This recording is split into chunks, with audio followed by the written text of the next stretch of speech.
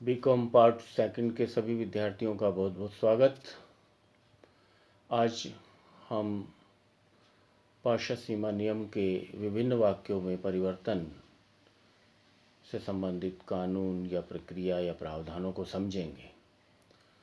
पूर्व के व्याख्यान में मैंने आपको स्पष्ट किया कि पार्श्व सीमा नियम की विषय सामग्री में नाम वाक्य, स्थान वाक्य, उद्देश्य वाक्य, दायित्व वाक्य, पूंजी वाक्य आदि का विवरण होता है। अब इसमें महत्वपूर्ण बात यह आती है कि नाम खंड में परिवर्तन क्या है। नाम खंड में परिवर्तन का तात्पर्य है कि कंपनी के नाम को बदलना या उसमें मामूली सुधार करना। जब कोई कंपनी स्वेच्छा से अपने नाम में परिवर्तन करती है तो उसे इन शर्तों का पालन करना होता है।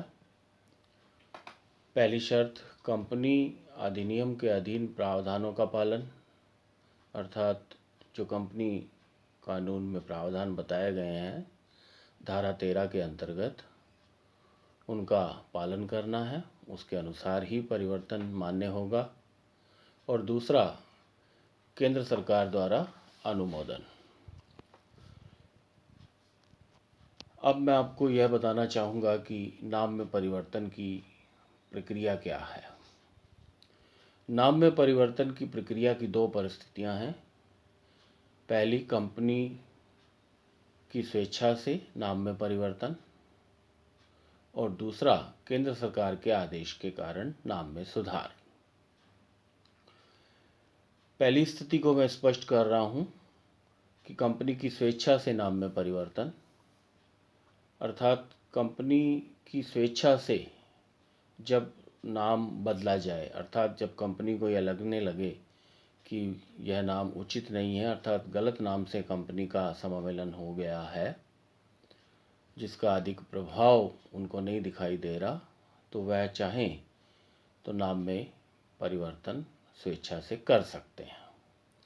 उसके लिए जो कदम उठाए जाते हैं या जो चरण निष्पादित किए जाते हैं उसमें पहला, नाम के चयन संबंधी प्रावधानों का पालन। इसे जरूर करिए। ये मैंने आपको पहले भी बताया था कि नाम वाक्य का चयन करते समय कुछ बातों को ध्यान में रखना है। पहली बात तो यह है कि कंपनी का नाम किसी अन्य कंपनी से मिलता जुलता ना हो। नाम ऐसा नहीं हो जिस पर शब्द एवं चिन्ह प्रतिरोधक अधिनियम के अंतर्गत प्रतिबंध लगा हुआ हो। नाम ऐसा भी ना हो जिससे कि किसी सरकारी संरक्षण का आभास होता हो, वगैरह वगैरह। इन बातों को अगर ध्यान रखा जाए तो नाम का चयन सही ढंग से हो सकता है। इसके पश्चात नाम के आरक्षण हेतु आवेदन कर देना है। यह आवेदन रजिस्ट्रार को करना है।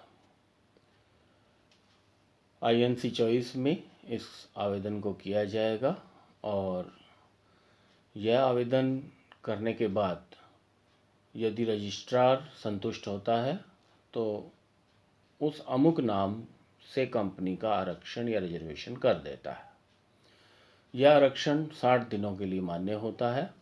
इस 60 दिनों के भीतर भीतर कंपनी को नाम में परिवर्तन करके रजिस्ट्रार को बताना होगा, अन्यथा यह आरक्षण समाप्त मान लिया जाएगा। इसके पश्चात विशेष प्रस्ताव पारित करना। जब भी नाम में परिवर्तन करना है तो सदस्यों की साधारण सभा में विशेष प्रस्ताव पारित करना होगा जो नाम अब नया रखना है। यही नहीं, केंद्रीय सरकार द्वारा उसका अनुमोदन भी कराना पड़ेगा। जहाँ तक केंद्रीय सरकार द्वारा अनुमोदन का प्रश्न है, इसके अधिकार भी केंद्र सरकार ने रजिस्ट्रार को ही दे रखे हैं और रजिस्ट्रार के यहीं आवेदन करके अनुमोदन कराया जाता है। जब यह कार्यवाही पूरी हो जाए तो उसके पश्चात रजिस्ट्रार को नए नाम से आवेदन कर देना है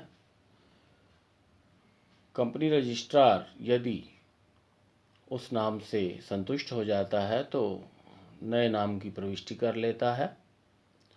तत्पश्चात समामेलन का नया प्रमाण पत्र जारी कर देता है। नया समामेलन का प्रमाण पत्र जारी करने का यहाँ आशय यह हुआ कि कंपनी का नाम परिवर्तित हो गया। जिस तिथि को यह प्रमाण पत्र जारी हुआ उस तिथि से परिवर्तन मान्य हो जाएगा। विद्यार्थियों, ये जो प्रक्रिया मैंने आपके सामने रखी, यह उस स्थिति में लागू होती है जब कंपनी स्वेच्छा से नाम में परिवर्तन कर रही हो। इसके पश्चात दूसरा शीर्षक आता है हमारा केंद्रीय सरकार के आदेश से परिवर्तन। बिल्कुल ठीक बात है कि कई बार केंद्र सरकार को ऐसा लगता है कि कंपनी का नाम किसी प्रकार से, किसी भूल से, त्रुटि से, गलत तरीके से रजिस्टर्ड हो गया है, अर्थात उसका समामेलन गलत तरीके से हो गया है। तो केंद्र सरकार उसके परिवर्तन का आदेश जारी कर सकता है। जब केंद्र सरकार ऐसा आदेश जारी करता है तो पहली स्थिति तो यह बनती है कि केंद्र सरकार के स्वतः निर्देश से ऐसा परिवर्तन होता है, या फिर दूसरा ट्रेडमार्क के स्वामी के आवेदन पर केंद्र सरकार का निर्देश, अर्थात कोई ट्रेडमार्क का स्वामी यह कह देता है कि केंद्र सरकार को कि अमुक कंपनी का नाम मेरे ट्रेडमार्क पर है, इसलिए उसमें संशोधन करवाया जाए। तो ऐसी स्थिति में यह परिवर्तन करना होता है, जिसको हम नाम में सुधार कहते हैं। नाम में सुधार की प्रक्रिया सरल है। ऐसा परिवर्तन 6 माह में किया जा सकता है। जिस दिन केंद्र सरकार से निर्देश प्राप्त होगा उसके 6 माह के भीतर ऐसा परिवर्तन किया जा सकता है, नाम में सुधार किया जा सकता है। दूसरा ये कि सदस्यों की साधारण सभा में सामान्य संकल्प या सामान्य प्रस्ताव ही पारित करना होगा और उसी से ऐसा परिवर्तन मान्य हो जाएगा। तीसरी स्थिति यह बनती है कि रजिस्ट्रार को इसकी परिवर्तन की सूचना देनी है, अर्थात बिल्कुल उसी प्रकार जैसे आवेदन कर रहे हैं, रजिस्ट्रार को सूचित करना होगा कि कंपनी ने नाम में सुधार के लिए साधारण संकल्प पारित कर लिया है। उसके पश्चात समामेलन के प्रमाण पत्र तथा सीमा नियम में परिवर्तन। तो यह तो तय है कि जब रजिस्ट्रार के पास सुधरा हुआ नाम जाएगा तो रजिस्ट्रार को समामेलन के प्रमाण पत्र में सुधार करना होगा, संशोधन करना होगा, और यही नहीं, सीमा नियम में भी परिवर्तन करना होता है। इसके अलावा सीमा नियम तथा अंतर नियमों में भी परिवर्तन करना है, यह जरूरी है, नहीं तो वह परिवर्तन विधि सम्मत नहीं माना जाएगा। यही नहीं, परिवर्तित नाम का प्रकाशन भी कर देना है।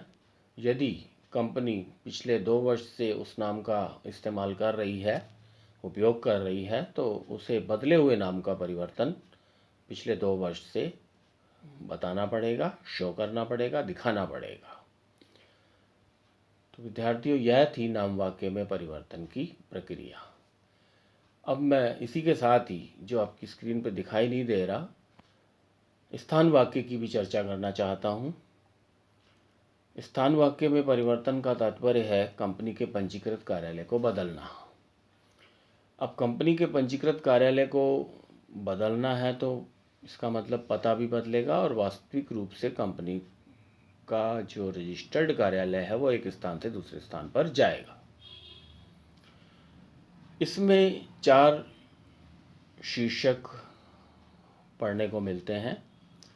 जब एक ही शहर में एक स्थान से दूसरे स्थान पर परिवर्तन हो, जब एक राज्य में एक शहर से दूसरे शहर में परिवर्तन हो लेकिन रजिस्ट्रार का क्षेत्राधिकार ना बदलता हो, तीसरा, जब एक शहर से दूसरे शहर में एक ही राज्य में परिवर्तन हो लेकिन रजिस्ट्रार का कार्यक्षेत्र बदल जाता हो। और चौथी स्थिति बनती है जब एक राज्य से दूसरे राज्य में परिवर्तन करना हो। तो इन चारों स्थितियों में स्थान वाक्य में परिवर्तन किया जा सकता है। जैसा कि मैंने आपको बताया कि जो पहला वाक्य है उसमें ज़्यादा मुश्किल नहीं है। उसमें संचालक मंडल की सभा में एक साधारण प्रस्ताव पारित कर लिया जाता है और जिसकी सूचना 30 दिनों के भीतर रजिस्ट्रार को दे दी जाती है। रजिस्ट्रार उसे पंजीबद्ध कर लेता है और कंपनी उन 30 दिनों के भीतर एक ही शहर में एक स्थान से दूसरे स्थान पे अपने पते को बदल लेता है और परिवर्तित स्थान पर कार्यालय को ले जाता है। तो यह तो एक आसान तरीका हुआ। जब क्षेत्राधिकार ना बदले तो इसमें थोड़े जटिल प्रावधान है, लेकिन कुल मिलाकर चाहे परिस्थिति इसी तरह की हो कि एक शहर से दूसरे शहर में जा रहे हों, चाहे हम एक राज्य से दूसरे राज्य में जा रहे हों, तो कुछ कदम अथवा चरण उठाने पड़ते हैं। और वो विशेष तौर पर यही है कि सदस्यों की साधारण सभा में विशेष प्रस्ताव पारित करके नया पता निश्चित किया जाएगा। केंद्र सरकार से उसकी परमिशन ली जाएगी और उसके पश्चात उसके साथ हमें ऋण पत्रधारियों और लेनदारों की सूची भी संलग्न करनी होगी और उनका अनापत्ति प्रमाण पत्र भी लगाना होगा। और तब जाकर कहीं केंद्र सरकार उसकी परमिशन देगी और उसके पश्चात इसको बदला जा सकता है। तो विद्यार्थियों से मैं यही आग्रह करूंगा कि इसे पुस्तक की सहायता से और विस्तार से देखें, समझें और परीक्षा के लिए उपयोगी प्रश्न को तैयार करें। धन्यवाद। नमस्कार।